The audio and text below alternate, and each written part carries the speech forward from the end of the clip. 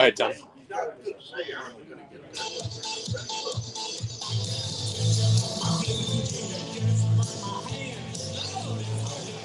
Hey everybody, it's Tommy Canale and welcome back to the Feist Pro Football Handicapping Show here at DeMarco's Pizzeria and Wine Bar, located at 9785 West Charleston Boulevard on a beautiful Las Vegas afternoon. Once again, we are here to talk football. We will get into basketball as that season goes.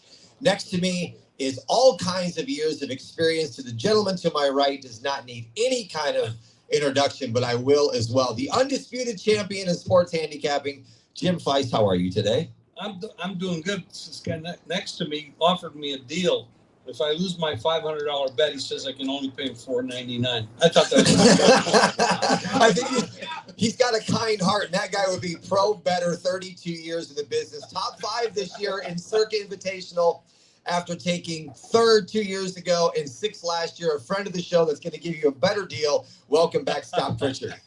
Happy to be here. I'm a big fan of Al, the owner. This is a great place. Camaraderie, fellowship, like-mindedness. I've often said that plumbers hang out with other plumbers, pro sports bettors hang out with other pro sports bettors, and criminals hang out with other lawyers. As I've always said, our panel consists of all sharps and no squares, and the audience is the smartest from Yale to jail. And we'll just leave it there. But the guy at the end of the table with us today has spent over 25 years in the world of sports betting. Las Vegas sports analyst with VSiN, ESPN Radio, Mad Dog Radio. Scott Spreitzer, welcome to the show. You got another one for me? I didn't come prepared. I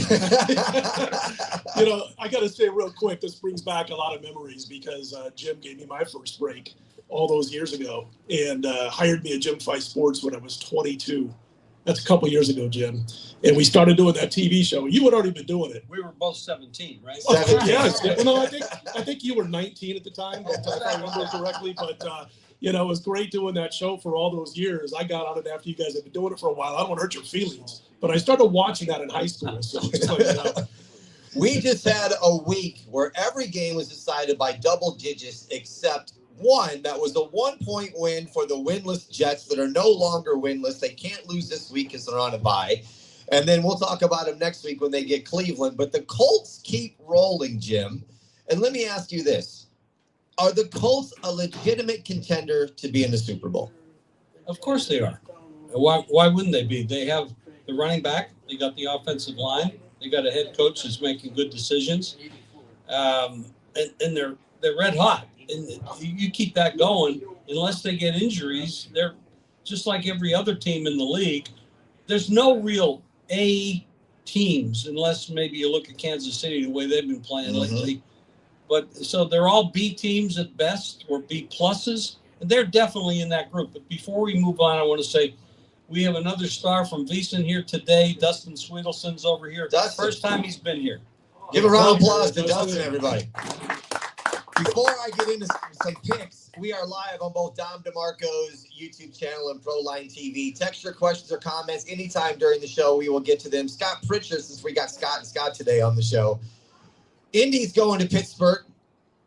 The line is 3. The over-under is 50.5. Do you like this game at all? Both of these teams are extremely overrated. I mean, I wouldn't be surprised to see Baltimore come back and steal that division. The Steelers are a bit of a fraud. I'm talking about the Indianapolis Colts. I mean, seriously, does anyone take this team seriously? I mean, Indiana Jones, it's a feel-good story, but no one is concerned about playing the Colts in the postseason. Kansas City, Buffalo. The good news is this team has been beating up on Little Sisters of the Mary. Who respectfully have they beaten? I understand the good news is they're number 1 out of 32 teams in the league offensively, but this just in, newsflash, breaking news, defense wins championships. And defensively, not impressed. Scott's present? I think I like him a little bit more than Pritchard. Okay. I'm kind of in between Jim and Pritchard here when it comes to my feelings about the Colts. I mean, when you got a guy like Jonathan Taylor, best running back in football, I believe, right now. Saquon Barkley is the best, but Philly's not using him like they should. They should be throwing a lot of dump-offs to Saquon, and they don't. But I'll tell you what about this week. This is going to be a good telling point, I think, about how strong the Colts are, because you got a Pittsburgh team that went out and spent all that money on defense. You've got a defensive-minded coach in Mike Tomlin. but they can't stop anybody with that great defense. And if Jonathan Taylor goes out there and can't run wild against this Pittsburgh defense, and Indy struggles in this game or loses this game, I'll be leaning a little bit more towards what Pritchard is saying. And it's a situation where this team is tailor-made defensively for the Indianapolis offense. And for those reasons, we're going to find out a lot about the Colts this week, because Pittsburgh, of course, is off a couple of shaky games. So really interested in seeing how Jonathan Taylor runs against a defense that gives up a lot. Spreitzer, I want to stay with you, but before we do, Jim, we got a viewer comment. John Cardenas says, love catching the show. Thank you so much for tuning in. We appreciate you and leaving that comment. Spreitzer, back to you now. I want to go to this. The Saints are going to start rookie quarterback Tyler Shaw over Spencer Rattler versus the Rams. I don't think it's going to make a difference. I mean, the line's at 14. It's 43.5 total. The Rams are obviously favored by 2 touchdowns, which is double digits, and nobody likes to lay double digits in the NFL. But is this change at quarterback going to help the Saints offense? I don't think so. I mean, they're towards the they're towards the bottom of the barrel in every key offensive metric that I care about. And if you look at Tyler Shaw, even when his last year at Louisville, he was not even a 63% passer. So I don't see how he's going to come in the NFL with the speed upgrade that he's going to face for the first time as a starter, and going to be able to do much damage in this game. I don't know that I want to lay 2 full touchdowns in the NFL. It feels like a college football mismatch. But Spencer Rattler wasn't that bad. I know the offense wasn't doing anything. He was hitting almost 70% of his passes. Now they're going to make the change because they weren't getting the ball in the end zone. I don't see it. Again, this guy wasn't even a 63% passer in his last year at Louisville. What's your thoughts on this move? Well, I think it's a big downgrade. I don't know what the hell they're doing. I guess they got to figure it out what they have, because they're going to go into the draft and probably have to look for a quarterback. But I thought Rattler was doing pretty good. I mean, when they went up to Buffalo, they were almost leading in the fourth quarter, and until they had a call back on a play. I thought he was actually progressing, doing better. No, they weren't winning, but they have a lot of holes. You can't blame that all on the quarterback. I think this is a mistake, unless it's about, hey, let's see what we got, because we're going to head to the draft and got to figure out what we're doing. That's a possibility, because they're not going to the playoffs. You know that. So there's probably no downside to them in that regard, but the Rams should be a bigger favorite with him with playing quarterback than Rattler, for sure. You're not going to touch it. I'm going to bet it under. Okay. All right. I want to stay with you. I want to get an opinion from all three of you guys on this one. The Chiefs, to me, are inevitable. And once again, they're an offensive machine. They're going to Buffalo. Kansas City, it was at 1.5. It's now up to 2 last time I looked. Total of 52.5. Jim, do you like the Chiefs being a favorite on the road at Buffalo? Well, that's a tough spot. And they are playing extremely well. Are they peaking too soon? No, I don't think so. No, Okay. Not when you have the pedigree that they have. I mean, all of the division wins and the 5 Super Bowls out of 6 years. This is not a team that they're very well coached. They know how to manage what they have. The talent, the pedigree, everything's in their favor. They're better in a lot of departments, especially at the coach position. And they should be favored because of that. Now, it's hard to go to Buffalo, but they're not going to be playing in bad weather. If this was like December or January and they were going there with bad weather, it maybe so, because Buffalo can be tough. But I really haven't been impressed with Buffalo that much this year. And playing what they did last week didn't impress me that much. I think Kansas City over is better than talking about them to win this game. But if you put a gun to my head, I'd say money line Kansas City. But I like the over much better. Pritchard? Kansas City, well-balanced, top 5 offense, top 5 defense, proven winners. The Buffalo Bills, everyone's dogging this team because they've lost a couple of games, including losing to the Atlanta Falcons on the road. No shame there. The Falcons have the top 2 defense in all of football, and they're world beaters at home. They suck on the road, so there's no shame there. The only reason... How do you really feel? The only reason the Bills have 2 losses is something that they've done that they don't usually do. They do not beat themselves. They do not turn the ball over, but everyone knows 73% of the time, if you turn the ball over, you're going to lose. And that is why they've lost 2 games. Everyone wants to talk about their defense not being able to stop the run. Well, let me tell you something. In January, adverse weather, it's pretty tough to pass. You have to be able to stop the run.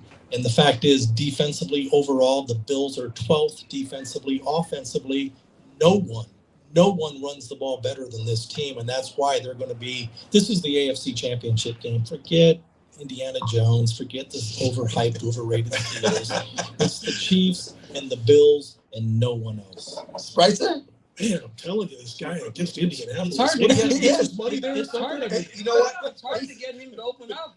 I know it's hard to get him to express his feelings. I mean, he gave Jim a big discount on that bet, so I, mean, Yeah. I think he's a little angry about that. I So think so. That buck, man. I tell you, that dollar's really eating at him. if he could have convinced you on 498, we'd be in trouble right now. We'd be throwing things. I had to bring some notes here because I'm going to tell you something real quickly about this matchup. First of all, with the guy who pulls punches and never expresses his true feelings here, I wanted to back up what he was saying about Buffalo because you got Josh Allen, you got James Cook, and they're both going to be able to run on this defense, I believe.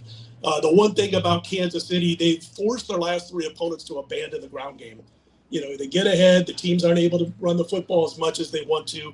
I don't think that's going to happen here because only two teams have seen a lower run rate than Kansas City's defense. They're finally going to have to face a team that's going to run the football. And I don't know that Kansas City is going to hold up to that. They're bottom third in the league in a couple of key metrics, including a metric called run stop rating, talking about the Chiefs. And when they're not able to stop Buffalo, they're going to have to change things up a little bit. And as far as KC, a loss here would drop them to 1-4 against teams with a winning record on the season. Now, I know, a couple of those losses obviously came before Rashee Rice was back, and they weren't able to stretch the defense. So you got 140 pounds soaking wet, Xavier Worthy trying to beat defenses deep, and he gets knocked on his keister by his own teammate. He's out for 2 weeks. But with Rashee Rice back, they've been able to not only not have to use Xavier Worthy as much, but the tight ends can do what tight ends do and get open over those parts of the field that tight ends get open. Over the middle, you saw Kelsey last week get out in the flat. Nobody on him on defense, and the guy goes like 50 yards on a third down play. So it's a situation where I think they'll be better defended. And a real telling story to me on how KC stops the run going up against both Cook and Allen this week. Spreitzer, I want to stay with you. Let's go to Thursday night with the Ravens going to the Dolphins. Baltimore, 7.5-point favorite, 50.5 on the total. Is 7.5 too much at home? I don't think so, but what I did, and I already played this one, was Derrick Henry over 89.5 rushing yards. And what I like about this, first of all, is that you're going to have Lamar back. I got head faked last week. I played Baltimore and lucked out. But I played Baltimore at 6.5. And that line went down to 2.5, of course, when Lamar was announced that he wasn't going to play. So I got head faked earlier in the week. It looks like he's going to play this week, which helps that entire offense, obviously. And they'll run Derrick Henry at a poor Miami run defense. I could see 20, 25 carries out of Henry. So I forget what the price was exactly. It wasn't that steep. It was about $1.15 on over 89.5. It was a couple of days ago, so it might have changed by now. But that's what I'm looking at more than a side or a total in this one. However, if you told me I had to play the game even with Scott's money, I'd lay the points here. Scott, are you going to lay the points? Absolutely not. I sat in this room and was mocked and heckled and laughed at, which is the story of my life, because I said at 1-5, the Ravens are going to come back and steal that division. And what happened? The Ravens won, the Steelers lost. Get used to it. History has a way of repeating itself. Lamar Jackson is back, and I understand Lamar, as good as he is, he doesn't play defense. And the defense, we've got some question marks, but they're starting to get healthy. They're starting to get hungry. This Ravens team is legit and real, but give me the home team dog. The Dolphins plus 7.5. See the cashier. What about you?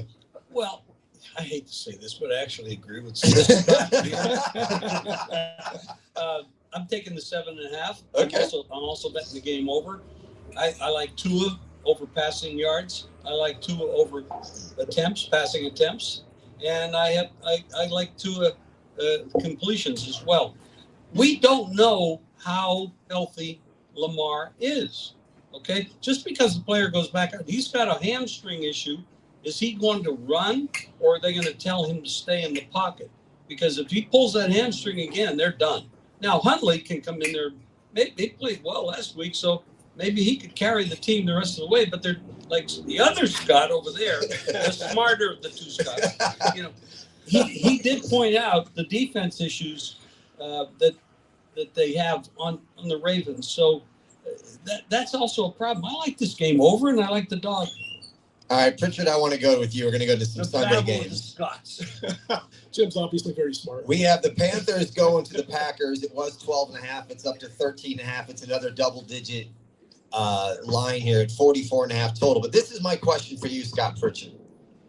Are the Green Bay Packers the team in the NFL that easily could be the only undefeated remaining team? No. I'm pro Green Bay. Again, they're going to win the division over the hapless, hopeless, embarrassing, coachless Detroit Lions, overrated. But the Rams should be unbeaten, untied. So the Green Bay Packers, yes, they should be unbeaten, untied. But laying double digits here, I don't lay points in the NFL. I certainly wouldn't lay double digits. Carolina Panthers, I'm telling you, this team is underrated. This team has had challenges on the road. At home, they play pretty well. I love their running game. Dowdle, the real deal. The other running back is a stud horse as well. So if you can run, you can always win. But the Packers, we're talking top 7 offense, top 7 defense, well-balanced. So many ways this team can beat you. So I like Carolina plus the points. They could very easily get a late backdoor scorer. Bryce Young is scheduled to practice today. I wouldn't be surprised to see him play. So he's back. Carolina better than advertised, and the Green Bay Packers, no one is higher on them than me right now. Them and the Rams are the 2 best teams in the NFC. Do you agree with him? Well, I know you got a bet with him with the Packers, so do you agree with him? The Packers are a very good team, and yes, he has a good chance of beating me in that because he's in a dominant position right now because they've already beaten Detroit. So I have a ways to get back here. But as far as this game is concerned, I totally agree with him. I like the running game for Panthers. They don't play that well on the road. But who is Green? I don't know this for sure. I think it's a look-ahead game. Who's Green Bay playing next week? Hang on, I can tell I you. thought you were going to ask me who have they beaten? Your Lions by 2 touchdowns. No, I'm looking up, trying to figure out who they're playing next week. They're playing. Eagles on Monday night. Eagles on Monday night. This easily could be. I mean, they got a beat Aaron Rodgers. This was a guy that was there for 18 years. They beat them in the second half. Love was incredible. 20 straight completions. Look ahead to playing the Eagles, the champions. Very possible, especially when you're playing the Panthers. But the Panthers' running game is very solid. If Young, and Young is not the champion quarterback, but he's definitely better than Dalton. Okay, so let's go there. If Young plays, and they have that running game going, and the Packers look ahead, this is too many points. So I would definitely take the Panthers in the spot.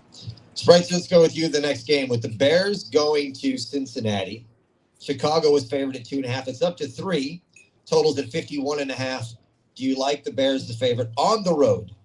I jumped on the under my first play of the week. Okay. It was like 53-ish. And I get it. You've got a Cincinnati team that's, given up 70 points the last 2 weeks combined. They've looked terrible. But I think we're going to see an under here in this particular game. First of all, look at Caleb Williams. And I'm not the first one to mention this or that notice this. He's the wrong quarterback, first of all, for Ben Johnson's coaching. 100%. And if you watch what he does with scripted plays, which is the first series on offense that Caleb Williams has, he's fantastic. His numbers are incredible. He's got a good completion rate.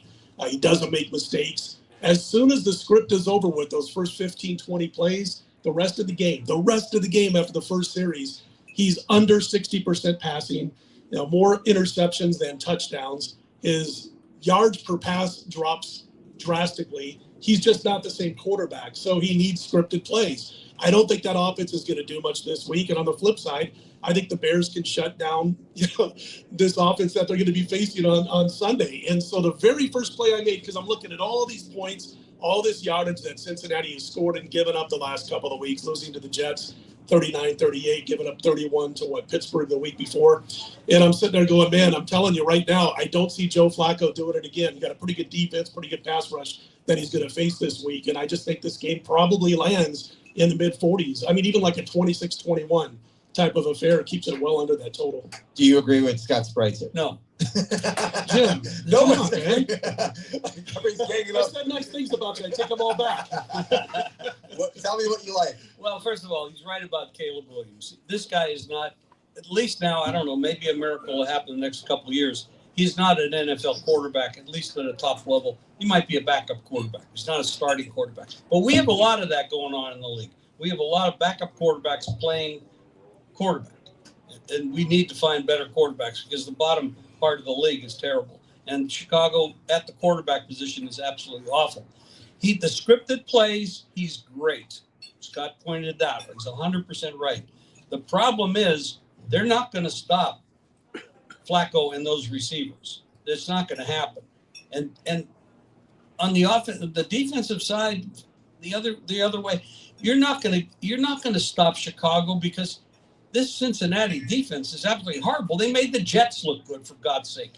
This is Cincinnati. There's certain teams that you can bet every week their team total over. Cincinnati, Dallas, Kansas City. It's just Indianapolis. Just bet their team total over every week. You're going to make a fortune. It's that simple. So you're saying take this over? Yes. All right. Scott, you should have let him off for $4.99. Scott Pritchard, let's go with you with the Vikings going into Detroit. Detroit was up 8. It was 8. It is still 8.5 last time I looked. Total is at 48.5. I know you're a big Packers to win the division fan, but is this the right spot to take Detroit and lay the points? Well, if you're going to bet the Lions, you definitely want to take them at home because they do play extremely well at home. And that was kind of my argument here a week ago. The fact is that the division a week ago was a toss-up, and the fact that the talking heads, ESPN, talking about the Lions are the Super Bowl favorites, and it's like you may not want to quit your day job and bet sports for a living because that is insane. If you're a coin toss away from being a wild card team, that means the Lions average on their best day on the road, they'd have to win not 1, not 2, not 3 times a lady, but 4 consecutive road games in the playoffs. Good luck and goodbye, in the words of my ex-wife. That's new, and I haven't heard you say that before. So how do you follow that up? It's very difficult. Who are we talking about? We're talking about Minnesota going into Detroit. J.J. McCarthy is not ready to play starting quarterback in the NFL. He proved that in all the quarters except one that he played so far this year. And that's why they brought Wentz in. And if Wentz is an upgrade over him, God bless you. Because Wentz, I mean, I give him credit. He played hurt, and they knew he was hurt, and they still put him out there, and he got banged around. But McCarthy is not an NFL quarterback at this point. I'm not saying he can't be, and he won't be, but they made a big mistake letting Darnold go. They don't have a chance in this game. Detroit will kill him. So you'd lay the 8.5. Yes. All right. Spreitzer, what do you got on this game? That's going to be a very popular teaser play on a lot of public teaser cards. Yeah. I could see the Ravens and the Lions being on a lot of sportsbooks teaser cards from the public betting. But I got to say, Scott, don't take this personally. I always wanted to be a stand-up comic, but your ex-wife never said those bad words to me. Sorry, it was on a tee. I had to hit it. Anyway. We're just setting them up today, man. Oh, man. J.J. McCarthy, you want J.J. McCarthy? I don't want J.J. McCarthy. I can't do it. He's played 8 quarters of football. He's been miserable for 7 of those quarters. Banged up last year, banged up this year for the last several games since then. And it looks like he's doing well. Last check, which was late last night, it looks like he's going to play this week. I can't do it. And I agree with Scott. You know, my 2 NFC champion bets were the Rams and the Packers. And I think the Packers win this division. But in this particular spot, and I hate laying points against a divisional opponent like this, but I cannot back J.J. McCarthy. Carson Wentz, as tough as it's been for Wentz in this offense, if he was getting 8.5, I'd probably take the points or pass, but not with McCarthy. I want to stay with you with a matchup that I think is very intriguing this week with the Broncos at the Texans. Houston's favored by 1.5. Total is 39.5. Do you like any side on this game? I like Houston in this game. I like what Denver's doing. You know, they're young. This team is crazy with their cap space. It's not good, but yet Peyton's been able to find a way to keep it together. They're definitely pass blocking extremely well. They're also, I believe, number 1 in sack percentage, and it's not even close. I think it's like a 14% sack percentage, but great at getting to the opposing quarterback. But I think in this particular spot, coming off a couple of big wins, that Houston's going to catch him here. They played a better brand of football, and if you go back and you look at how close Houston's played against some pretty good football teams, they're not that far from being like 6-1 on the season. So I think they upend the Denver Broncos at Houston this week. Pritchard, do you agree with Scott on this one? Are we going to be friends now? I love and respect Scott Spreitzer, and I agree with him 110%. But I want to take a second to just point out 2 things. before I do have a strong opinion on this contest, but before I get to that, I do want to give a shout out to Tommy, our host, 5-star, rock star, superstar host, who also is an author. Who would have thought? But Shadows Over Clear Lake, I'm a big music guy, and I thought I knew everything there was to know about the Buddy Holly story. I didn't know dick until I read that book. Attention to detail, I'm telling you, get the book. He'll autograph it for you, and hopefully he'll spell your name correctly. Thank you so much for And you the have an promo. audio version coming up. The audio book is out. It came out on October 24th, which was the Big Bopper's birthday. And in the audio version, I put the real newscast from the crash and the actual interviews with Buddy Holly, Jerry Allison, Roy Orbison, and they're all in it. They're all in the audio book. Wow. Yeah. You mentioned Roy Orbison, Elvis Presley, his two favorite singers based on talent, Roy Orbison and B.J. Thomas. I want to talk about before I talk about the Denver-Houston game, because I do have a strong opinion, we do have royalty in the house. We mentioned Dustin from Beeson, also Matt Humans, who, imagine that, he's here with food. I mean, you wouldn't know what to look at him, but he's not missed too many meals. So Matt is in the house. Want to give a shout out to Matt as well. But the Denver Broncos taking on the Houston Texans.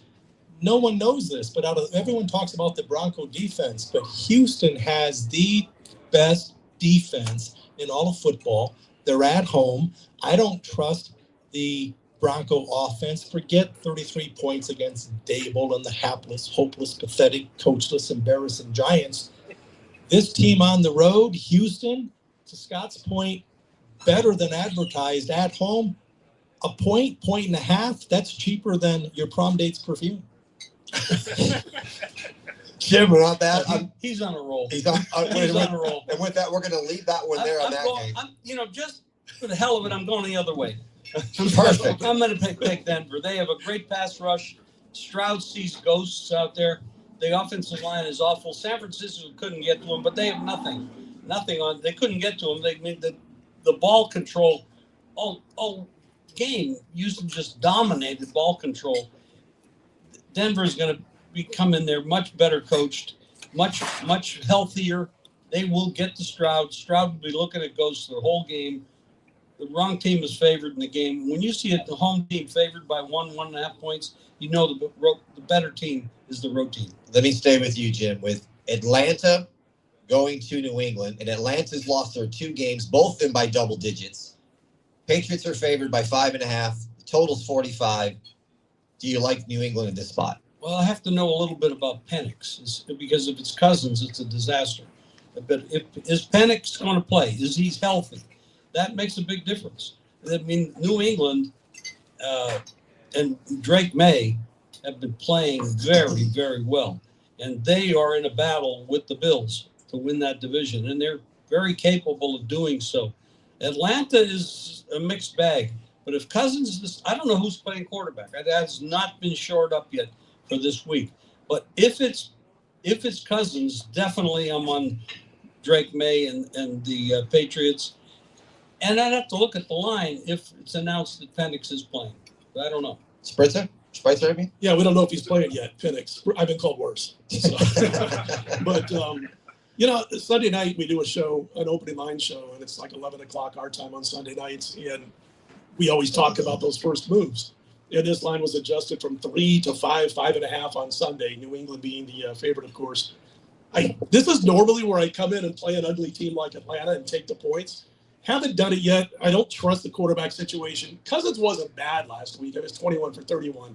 Didn't throw any picks. He didn't throw any touchdowns either, though, which was part of the problem. But I'm looking at the Falcons. 15.5 points per game on offense the last 4. They were shut out in one of those. They can't run the football. 107 rushing yards last 2 games, 2.9 yards per carry. Now, again, this is normally this time of year where I want to jump in and take an ugly team, getting more than a field goal from a team that everybody's noticed is playing extremely well. But I just can't do it with this quarterback situation for Atlanta, guys. Pritchard, I want to go with you with San Francisco going across the United States to play the Giants. The Niners are favored by 2.5. Total's 46.5. Do you like New York Giants? Are they better than people think? And is this a spot to take the home dog? It's impossible for the Giants to be better than you think because they're dog shit.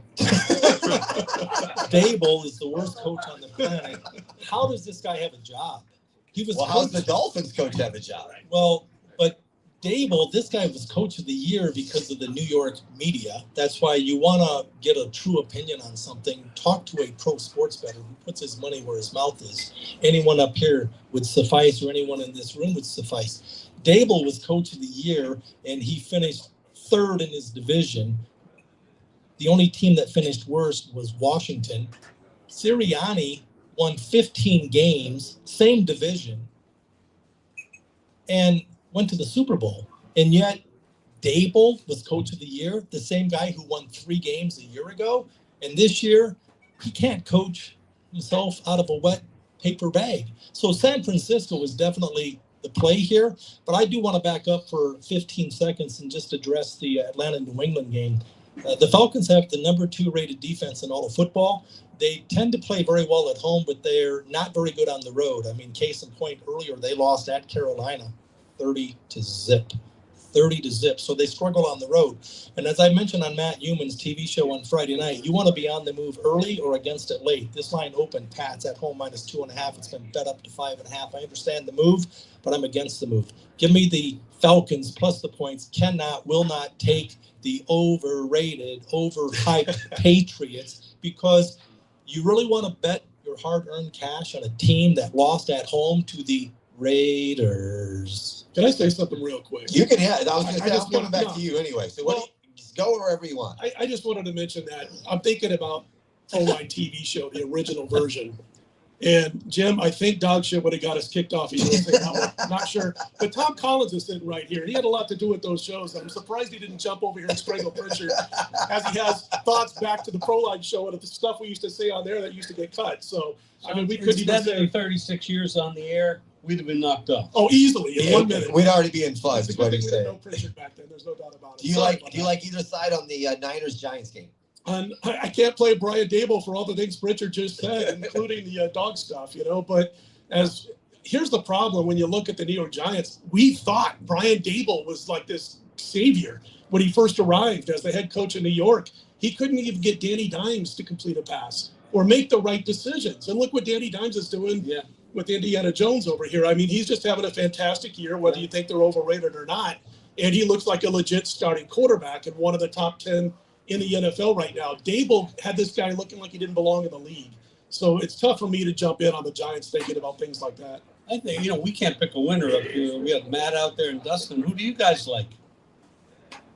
Meatballs. You like humans likes the meatballs every time. Take the meatballs over. And the pizza's fantastic for you people that are out there that are not here. If you come into Vegas, you must come to DeMarco's and get the award-winning pizza. You will not be upset you did so. I have a play in that game under. All right, let me stay with you. Chargers at the Titans. It was 10 in favor of the Chargers. Now it's down to 8.5 last time I looked. Total at 43.5. Do you like either side in this game? I'm not so sure this is a good spot for the Chargers. Well, it's not a good spot for the Chargers. I mean, they went down to the Dolphins and struggled with Miami at the time, and were very lucky to win that game. But Tennessee has been awful, just awful. They've already changed coaches. I can't see them laying that kind of number. I'm not the kind of guy that's going to lay that kind of number on the road, but I can't put money on Titans, so I'm going to pass. Spreitzer? 0-11 against the spread their last 11 home games. That's what you get with Tennessee. Now, they lose those games by about 10 or 11 points per game, and that's where the line is. Yeah. And I agree with what you said about I'm not sure this is a good spot for the Chargers. They're not only 0-11 at home against the spread, and they've won one of those games outright, that's it, but they've covered 4 of the last 25 games. So I get it, man. It's like not a great spot for the Chargers. They're laying a bunch of points, but there's better games out there to bet than the Tennessee Titans going against a team that might be in a tough spot. And I don't usually plunk my money down on teams that are 4-21 in the last 25 games and win one game in a year and a half at home. Pritchard, is this a game that's you could tease? No, I don't do teasers, but I'm all over the Titans. Give me that ugly ass team. Give me the Titans. Points mean more than opinions, and the fact is, who are these Chargers? their stud running back Harris out for the year. Their second string running back out, gone. They have no running game. They're on the road. But that's been a few weeks, Scott. Yes. That those two guys have been out. Yeah, but again, they're on the road, and Tennessee, it's easy to say 0-11, but we're talking about a 3-hour contract. Nothing more, nothing less, because I rode that wave. And I'm sensitive to the fact I've always preached, I teach, train, and explain that you never bet on a streak to end, a winning streak or a losing streak, because you can only lose one time. But give me the points with the Titans. I'm in. Sign me up. One thing I have to consider when I look at this kind of game is coach versus coach. Harbaugh's one of the best, and the other guy, he's brand new. We don't know. So, Chargers are well coached. He's great. This is one of those games. I mean, I agree with everything Scott's saying. This is one of those teams that I would play normally this time of year. You know, garbage team. Another team's in a bad spot. It's just one of those things where it's like, gosh, I just have a hard time. I have a hard time betting on a team that hasn't covered in a year and a half. You know, that's the problem. But Scott's probably going to cover this number. That's what Scott does. Pritchard, let me go to you, since you've been talking about the Raiders, and they're at home versus Jacksonville. Jags are a 3-point favorite here in Las Vegas. Total's at 46. So based on what you're saying, I'm guessing that you're going to take Jacksonville and lay the 3. No, I'm going to pass. I'm going to be there. I've made a living the past couple of years. I'm a man of the people. I go to the Raider games. I wear my Raider attire, and then I cheer for the other team. I don't make many friends at Raider games, but I cash a lot of tickets. But every once in a while, the late, great Dink told me years ago, because he would always notice, he says, you don't win or lose on or against the Lakers, but I just don't recall you ever betting on the Lakers. I said, well, because the line's inflated, and when I bet on a Laker game, it's against the number. He said, I just want to know when you're on the Lakers. And we were in L.A. at the Laker game against somebody. All I remember is Mark Madsen was the starting center, and I said, today's the day. Lakers, -2. They won by 44. Oh. And in this case, I forgot what the question was. But in this case, talking about the Raiders, I said, are you going to take Jacksonville, lay the 3? You said no. Well, I'm going to pass, and here's why. I made a lot of money betting against the Raiders the last 2 years, but just a few short weeks ago, I bet pretty good money at 3 different places, the limit on the Raiders money line against the Tennessee Titans, winner, steak and lobster dinner. So again, it's a 3-hour contract, nothing more, nothing less. I have commitment issues, so I'm not going to commit on or against. In this case right now, it's subject to change. The long answer or the short answer, I guess it's too late for that. It's a pass. What about you, Jim? After that, I don't know what to say. I'm gonna pass. You're passing too. I have to pass. Are you going to pass too? Everybody passing on this game? Kind of like the over here. All right. I'm looking at the Jags' 2 road games. They've given up 611 yards passing to guys named Brock Purdy, Jake Browning, and Joe Burrow. That was the game Joe Burrow got injured in, and Browning came in and played the majority of that game. 611 yards passing in those 2 roadies, 7.5 yards per pass. And then you've got the Raiders. They're getting healthy. Brock Bowers, Jacoby Myers likely to play at last check. Geno doesn't know how to – we used to call him Geno can't read when he first came into the league, because Geno Smith, man, Bill Snyder at Kansas State, the final year that Geno was at West Virginia, he goes into the season, they're like 3-0 or 4-0 his last season there. He's like at the top of the list, Heisman voting. And Bill Snyder from Kansas State comes into town and starts mixing up defenses before the snap. Geno's never been the same. He was bad the rest of the season. A couple of the teams copied what Snyder did. He had bad games. And he's not been great in the NFL other than the little stretch for a couple of years under Pete Carroll up in Seattle. But he's got Bowers, he's got Myers, and he's got a Jaguar defense that struggles against not the greatest quarterbacks on the road. And you talked it about, again, Browning and Brock Purdy. So I kind of like the over here. I think it lands in the high 40s. I know it's in the mid 40s right now, the total. Real quick story about the Lakers. My brother Mark is here, and he knows real well Jerry Buss's silent partner, a guy named Frank Mariani. If you watch that HBO series, Frank was featured in there a lot. The actor who played him, I can't remember who it was. But Scotty he had us come down to L.A., catch a couple of the games in the Forum. So we'd eat in the, the Forum Club. We'd have dinner in the Forum Club at Buss's table. Of course, Buss didn't know us from, but we'd sit there and eat at Buss's table. We'd walk out through the tunnel there would be Jerry West standing there right outside the tunnel. He'd always stand in the little opening there by the tunnel watching the game, stressing every play. And it reminded me what you said about betting on the Lakers, because it was a playoff game. It was Kobe's first year in the league. He only scored 9 points against the Utah Jazz. And we're sitting about 2 or 3 rows, from the court. Mariani always set us up nice. And we're trying our best not to show how much we're rooting for Karl Malone and the Utah Jazz. Tickets in our pocket that we got before we left Las Vegas. And it was winner, steak and lobster dinner, because Utah blew them out. And probably the greatest individual game I've ever seen from a basketball player in person was Mailman Malone scored about 45 and grabbing about 15 rebounds that night. But trying to be cool about, hey, thanks for the seats, Frank. And, oh, by the way, we got the Jazz tonight. I want to stay with you, Spreitzer. Then we're going to come to Pritchard and down to you, Jim. I want to get all three of your opinion. Moving into the Sunday night game with Seattle going into Washington. It opened up at 3.5. It's at 3 right now. The total's at 47.5. Spreitzer, to you. Do you like Seattle in this spot going across the United States to Washington after Washington actually did not have a good performance on Monday night against Kansas City? I'm glad we're talking about this game, because a good friend of all of ours up here, Big Al McBordy, he's got this incredible database that goes back about 40 years, and he's meticulous. I mean, there's not a mistake made by the closest of a half a point. And so, I don't know, 10 years ago or something like that, we do all these shows, and everybody talks about West Coast team can't win on the East Coast. Play against that West Coast team, lay the points with the East Coast team, take the points with the East Coast team. And we're like, this is one of those things that sounds way too logical to work in sports betting. So we went back and we looked all the way back into the early 80s with this database. And what we found was, something like 1,000 game test pattern where the West Coast team was about a 54% winner against the number. And it remains that way. So if you do like Washington in this game, or you're going to bet the Commanders in this game, don't do it because you've heard a million times on radio that West Coast teams don't win on the East Coast. And the best thing to do on a West Coast team on the East Coast is if it's their second straight game in the Eastern time zone. They're over a 70% cover going back almost 40 years in that scenario. A lot of teams nowadays like to stay on the East Coast, for that extra week, practice at an East Coast college or whatever.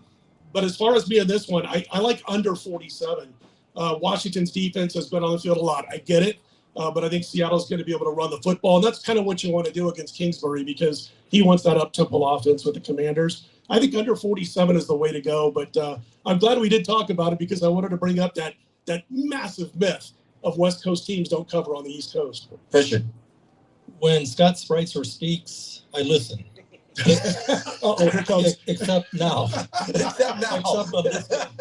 I have an opinion on the total for this contest. I will say, just from a sports betting educational standpoint, try to do your best. I don't want to overstate the obvious, but you might not think a half point and a half means much. Long term, it means everything. We have 272 NFL games during the course of the season. If you can steal, extort, grind, get a half point, the best of it. CLV, closing line value, a half point. That's 136 free points for the season. Short term may not mean much. Long term, it is very, very, very significant. When a good team gets embarrassed on national TV, Scott talked about Washington, they generally respond, especially if they're coming back home. The only caveat is I'm not concerned that Washington's a good team.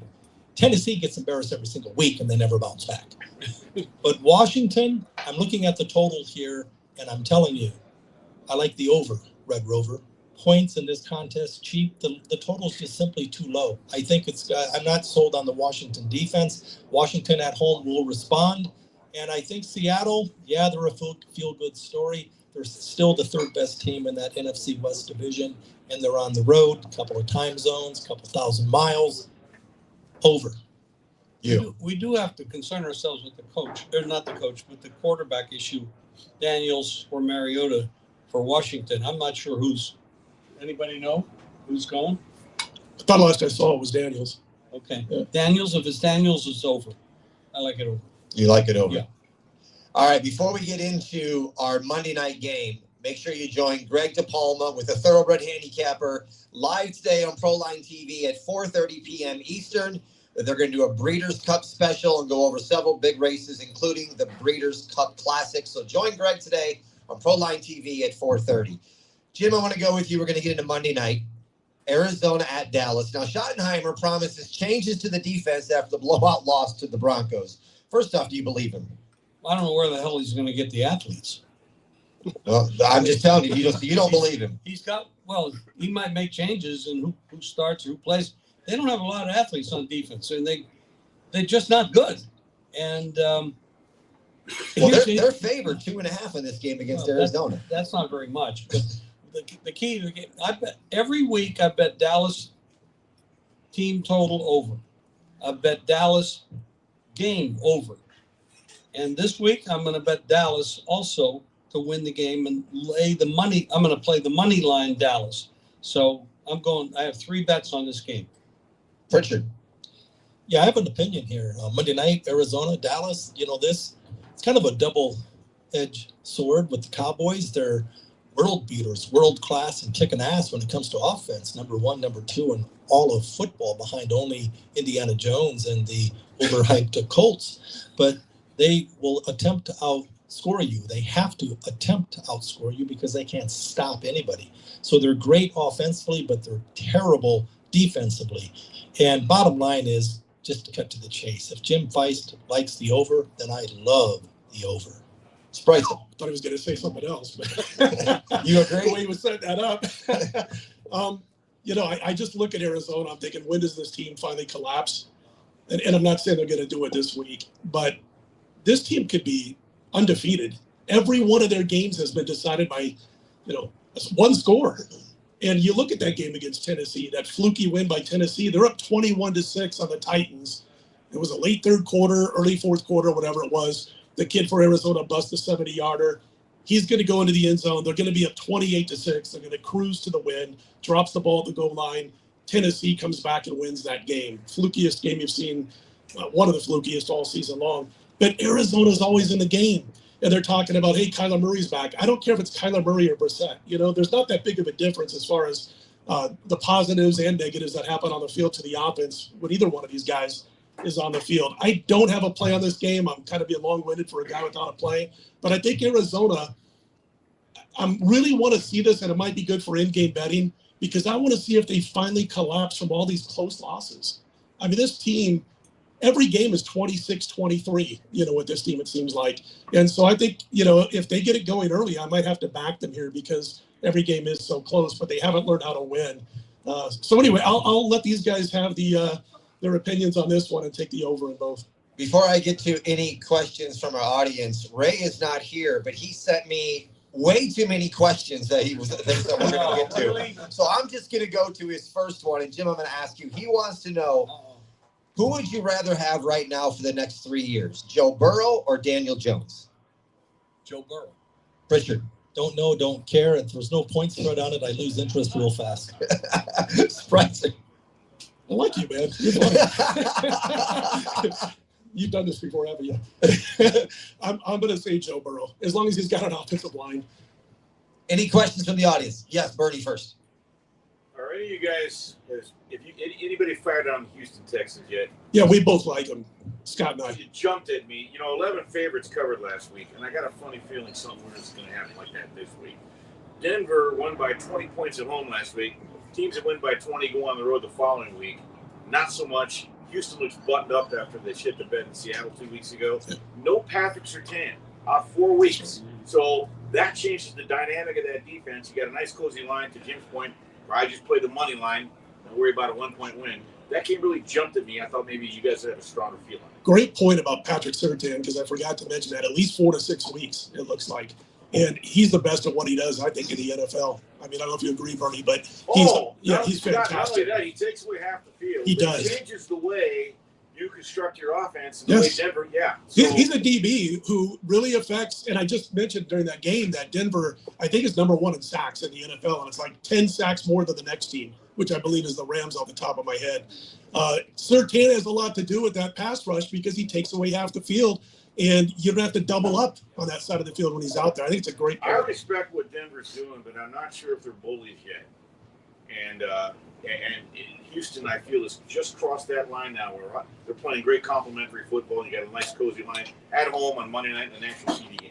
Yeah, I don't know, Bernie, if you left and came back, but I went into great detail on how solid and strong and good the Houston Texans are because, number one, defensively better than advertised. We like and respect Denver's defense, but traveling on the road, I like Denver. Hey, welcome back. I'm glad you're back. I don't know if you left and came back while I was here, but did you fire in the game? Yes or no? Did you fire in the game?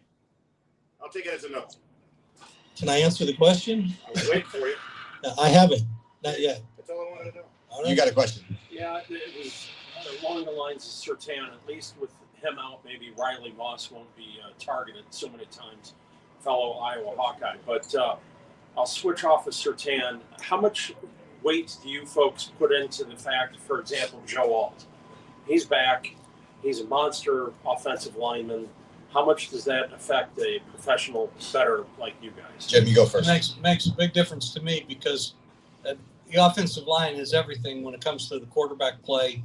And that's the reason. I mean, you look at that and you say, hey, you want to take the dog? They're terrible, but you got him back, Alt back, and you got Harbaugh coach, and you got Herbert. I like it a lot. I like them to win the game. And I don't play too many teasers, but I'd lean to that. I'd lean to Chargers. He played last week, and like you were saying, he came back last week.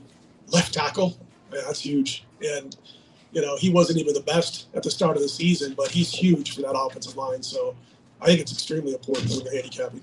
I think it's less important because I know it's shocking that I'd have a contrarian opinion. I'm surprised. I expected, actually.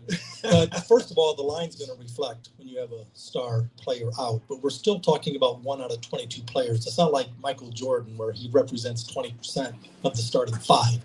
So the point spread is going to reflect that, number one. And I agree with you. Slater being out earlier for the Chargers, the left tackle, it's pivotal. But it's not going to get past the odds makers. It's factored in. And as I said, ultimately, you want to be on the move early or against it late. So, Bernie, I want to address your hostility.